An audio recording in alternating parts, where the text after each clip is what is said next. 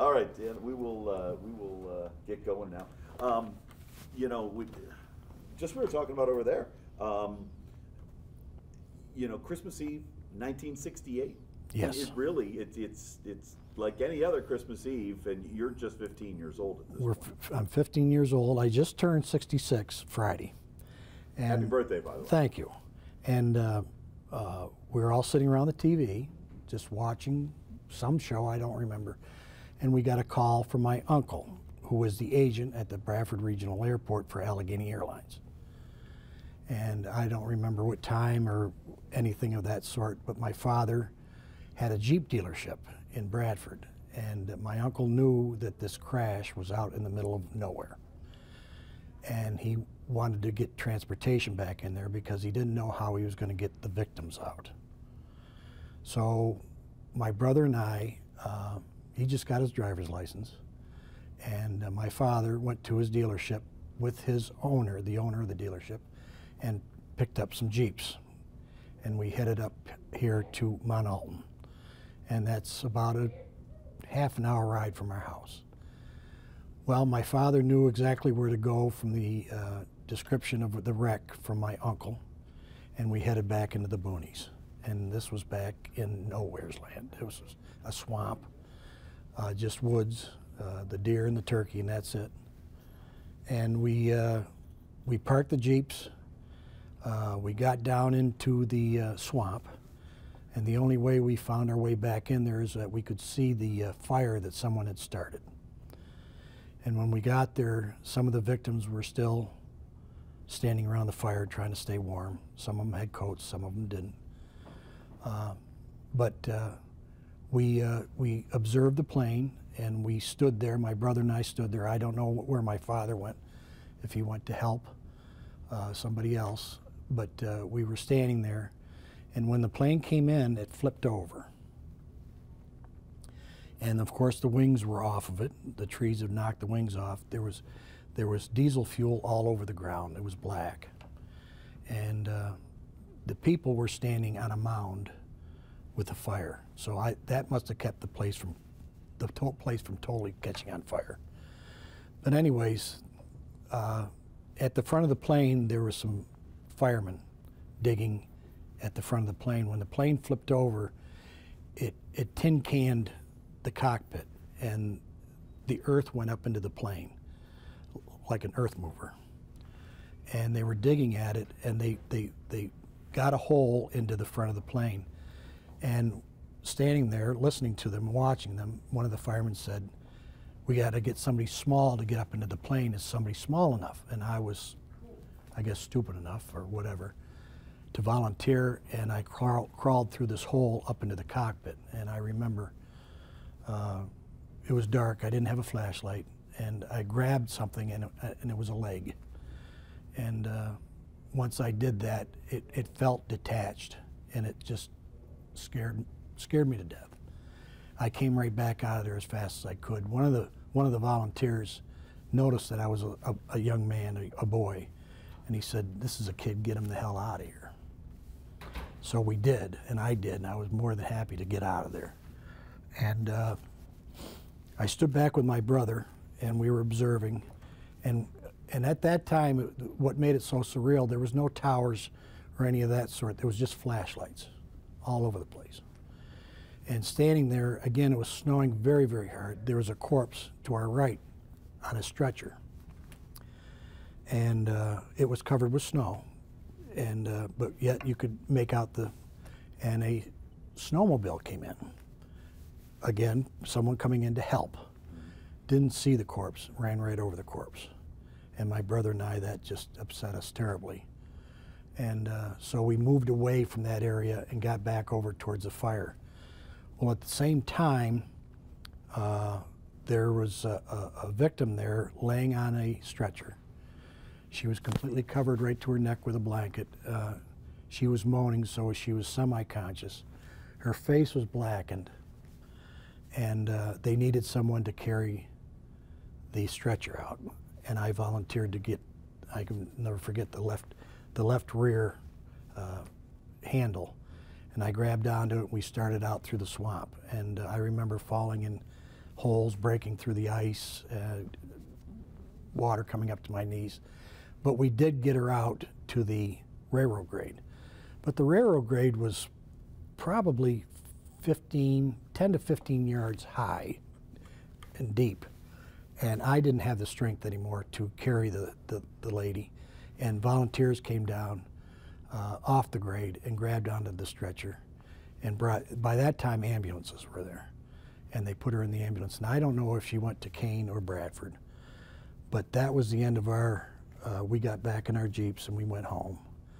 And then the rest is history. So that's my story. Intense for a 15-year-old. A 15-year-old should have never been there. But we didn't realize the situation. My father wouldn't have let us go there if he would have known the situation. A 15-year-old shouldn't have volunteered to climb up into that plane.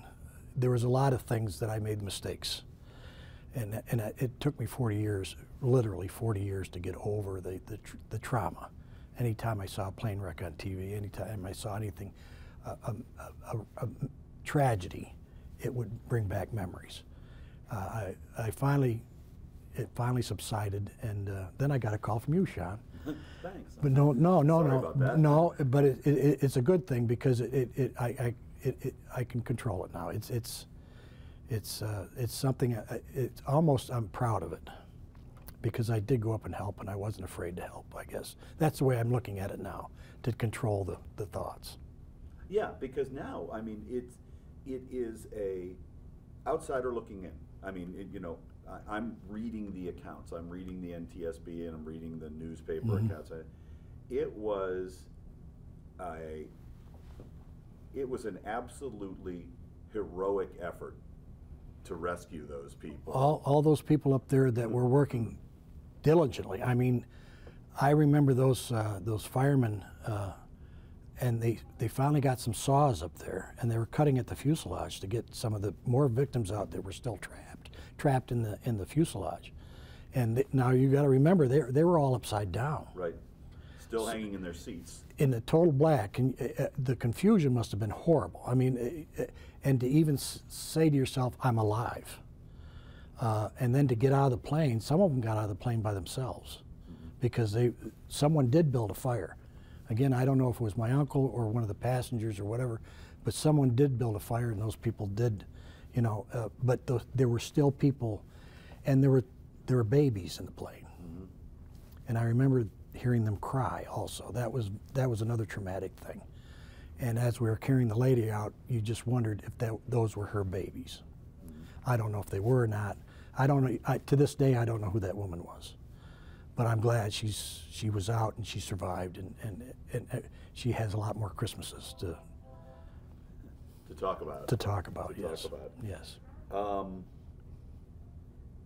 When 50 years is a long time for some people, but it sounds like it's not a long time when you have those memories. No, I can see it. I can see it. I can hear it. I can feel it, the cold. I can feel the ice on my legs when I fell in those holes. I can. It's very vivid.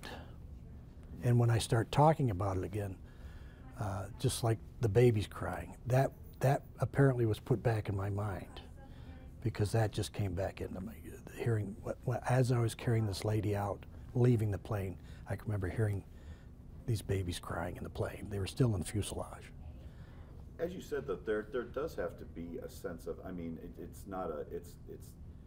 there's not a bravado to it, but there does have to be some sense of, as you suggested, pride that now you can look back and say, hey, I was part of well, that's the way I'm handling it now. That's the way I had to change it in my mind to be able to handle the situation, because anybody, and I'm sure as a reporter and a cameraman, been through some very horrific sights, and those burn into your memories. The people suffering and what happened there, it's horrible. So I talked to someone one time, a first responder, and he said, you have to distance yourself, or you have to make yourself not part of it, because if you did, you wouldn't be able to do it. You wouldn't be able to perform what they have to do, what you have to do. You have to go to a site and report it. But again, you're an untrained 15-year-old. Right, right. You're not trained to detach. Right, You're right. not trained to depersonalize it. Correct. And I didn't for 40 years, until I started talking to first responders and policemen and people that have to deal with these things. Mm-hmm. And they told me, this is what you have to do, the word detach.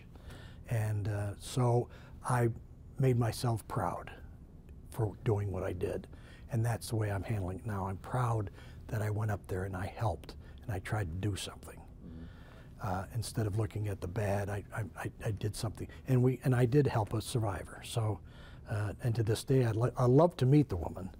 Mm-hmm. But maybe someday I will. We had a reunion here in Bradford, and I never was able to go to it. I don't know why, but there was a few first responders, and there was there's a lady that survived the flight that was getting reunions together here. That was Kristen King. Is that who it was? She's from California. Oh. And she actually paid for the marker, wherever the marker is. There's an observation area or a picnic area here where there's a marker that might be up here on the hill to dedicate the. Okay, but I think at one time they actually went to the site. Yes, they did. They went to the site there. Okay. And we also spoke to the survivor in Erie, who went to the site. Okay. See, now maybe the reason I didn't go, because at that point I couldn't handle that. But I think I could now. But I'd love to meet some of the people and hear their stories. Yeah. And hear their recollections. So. She had her recollection was very vivid. Oh, I'm sure. Very, she said that she was sitting a seat or so in front of the right wing, and happened to be looking out, and the wing got clipped and tore off, and she said it's like a heavy fabric tearing. And she said there were sparks, because of course all the electrical that would have been pulled out. And she looked at the lady in front of her was looking at her, and she looked at her and she said, "I wanted to say we're going to be all right, and I never got a word out. All of a sudden, the next everything thing happened. I was upside down." Everything happened. Yep. It was to see this plane upside down, no wings, the top of it torn from the front to almost to the middle of the plane. Mm-hmm. Just to walk up onto that and to see that sight and these victims standing there around a fire. Yeah. Again, someone with coats, someone without coats.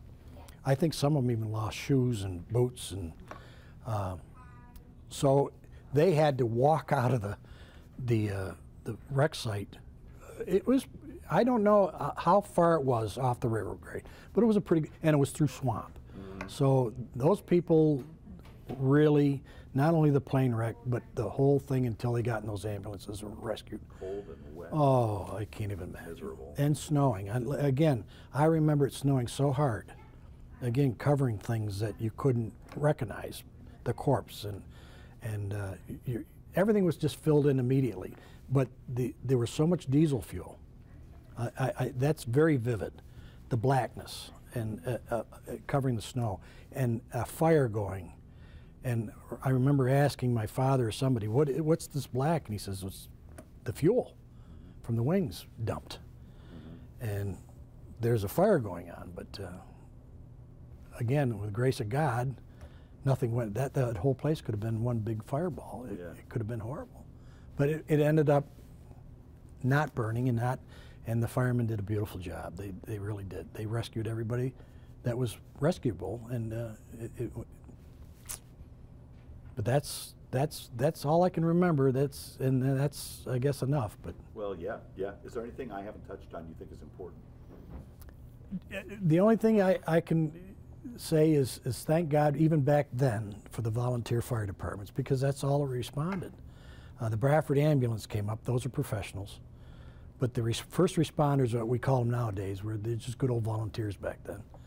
Those guys came out in droves. They came from all over the area, and they did a tremendous job. They were very helpful, and they were very serious about their jobs. They were going to get those people out if they could. So that's the only thing that I remember being impressed with was the firemen.